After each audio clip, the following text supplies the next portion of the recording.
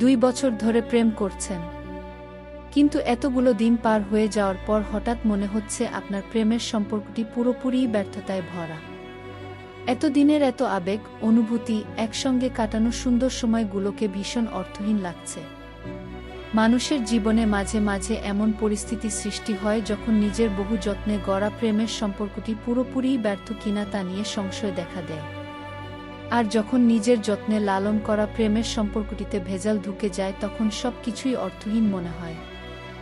আপনার মনে প্রশ্ন জাগতে পারে যে কখন বুঝবেন আপনার প্রেমটি ব্যর্থ? আসুন জেনে নেয়া যাক 5টি লক্ষণ। 1. কোনোভাবেই যে আপনাকে বোঝে না। 2. অনুভূতির অভাব। 3. দেখা করতে কিংবা যোগাযোগে অনীহা। 4. প্রতারণা। 5. বিষণ্ণতা। কোনোভাবেই যে আপনাকে বোঝে না। আপনার সাথে দীর্ঘদিনের সম্পর্কের পরেও যদি আপনার প্রেমিক প্রেমিকা আপনাকে না বোঝে কিংবা বোঝার চেষ্টা না করে, তাহলে বুঝে নিন আপনার সম্পর্কটি ব্যর্থ। প্রেমের সম্পর্কে দুজন দুজনকে না বুঝতে পারলে অনেক রকমের মানসিক টানাপোড়েন হয়, ফলে সম্পর্কটির মধুরতা নষ্ট হয়ে যায়। অনুভূতির অভাব।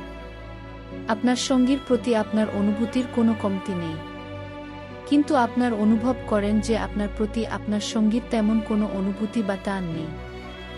এমন পরিস্থিতিতে আপনি বুঝে নিন যে আপনার সম্পর্কটি ব্যর্থ, কারণ ভালোবাসা পুরোপুরি অনুভূতির ব্যাপার। অনুভূতি ও পরস্পরের প্রতি টান না থাকলে সেটাকে ভালোবাসার সম্পর্ক বলা যায় না। দেখা করতে কিংবা যোগাযোগে অনীহা। প্রেমের সম্পর্ক মানেই নিয়মিত দেখা করা কিংবা কথা বলার জন্য আকুলতা।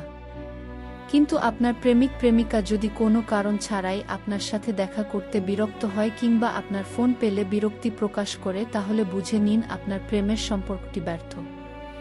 কারণ নিয়মিত যোগাযোগ না থাকলে প্রেমের সম্পর্কের উষ্ণতা কমে যায় এবং মানসিক দূরত্ব সৃষ্টি হয়। প্রতারণা।